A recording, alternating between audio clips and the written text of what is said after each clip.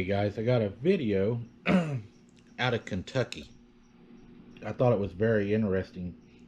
They believe it's possible they may have found some Bigfoot burial sites, Bigfoot graves. Could large mounds in southeastern Kentucky be the graves of dead Bigfoot monsters? That's what Thomas Markham, the founder of the Crypto Crew, a cryptozoology paranormal research group based in Kentucky, and the author of Understanding Bigfoot. Helpful information and answers to common questions is what we know. In early December, he wondered on his Crypto Crew blog whether or not large mounds in the woods of Bell and Harlan counties in Kentucky could be grave sites for the famed cryptid Bigfoot grave sites. He said, may be the reason why no longer has ever reported finding Bigfoot, and it should be why no one has ever been reported finding Bigfoot. One of the reasons we may not find Bigfoot bones is often that they bury their dead, he wrote. There are several very credible researchers I spoke with on the subject. Markham described the sites as two large mounds of dirt and rocks about 30 to 40 feet apart located deep in the woods of Kentucky. This is an area where I have had several Bigfoot encounters and found many tracks, Markham said. Now, of course, I have no idea if these are really graves or just odd humps of dirt on the ground. It could be nothing more than a natural formation or something a person did a long time ago. I have not and would not dig into them, but I am confident that Bigfoots do bury their dead. Possible Bigfoot footprint found in southern Kentucky, photo by Thomas. I'll put the photo at the end of this video. In an email interview, Markham said he has had many sightings of Bigfoot activity in the area. He's seen and researched Bigfoot for more than 20 years and has seen Bigfoot many times. I've seen it on several occasions, he said. They are not dumb animals, but very intelligent beings that have their own language. Over the years, I've had many things happen, spoken with thousands of witnesses, and a lot of evidence of these forest people. Markham said one of the misconceptions was that Bigfoot was only in certain parts of the country, like the Pacific Northwest. He has had plenty of sightings of Bigfoot in Kentucky, he said, starting when he was a teenager. My first encounter happened when he was 15 years old, he said. My father and I were coon hunting, and we had something pace us on the side of the mountain.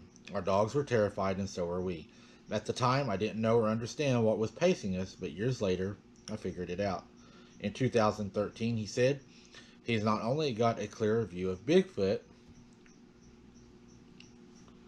Oh, it's going to be goofy on me again.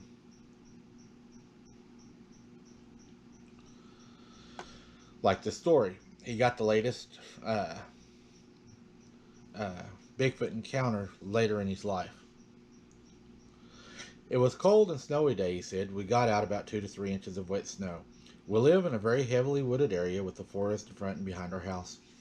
I looked out the window and saw this very large, I'd guess around 10 foot tall, black-haired creature walking on the side of the mountain. It was maybe 100 yards away. With a clear view, this large black figure stepped in between two large trees, moved off to the right, and then up the ravine.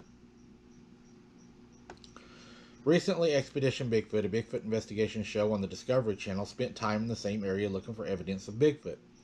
In season 2 of the series, they found numerous accounts from the residents about mysterious sights and sounds. One of those witnesses, Tracy Turner, a pastor and former employee of Kentucky State Police, produced radio recordings of what he heard.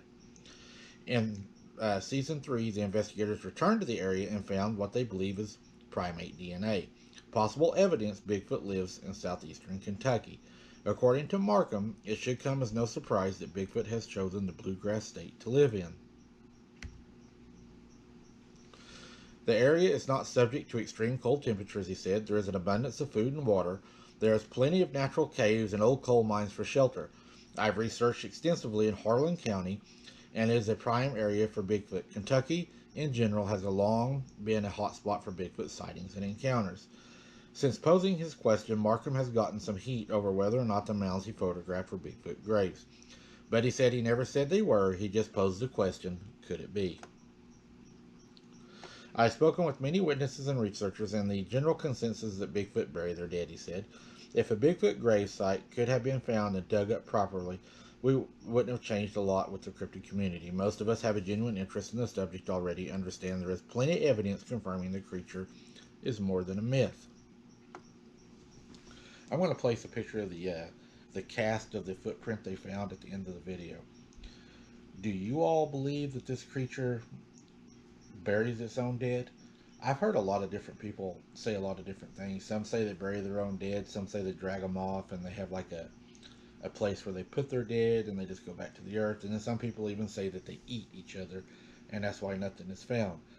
Um, I'm not sure actually what they do, but I'd be interested to hear your all's theories on this to see if you think that they're actually eating each other, burying each other, or they're taking them to a place and allowing them to go back to the woods. Because I think that's like a deer carcass in like 5 to 7 days. If you leave it out there, you won't even be able to tell it was even left.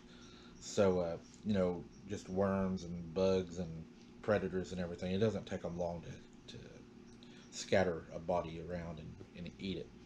But I thought it was interesting, guys. I wanted to share it with you. I hope you all enjoy this short video.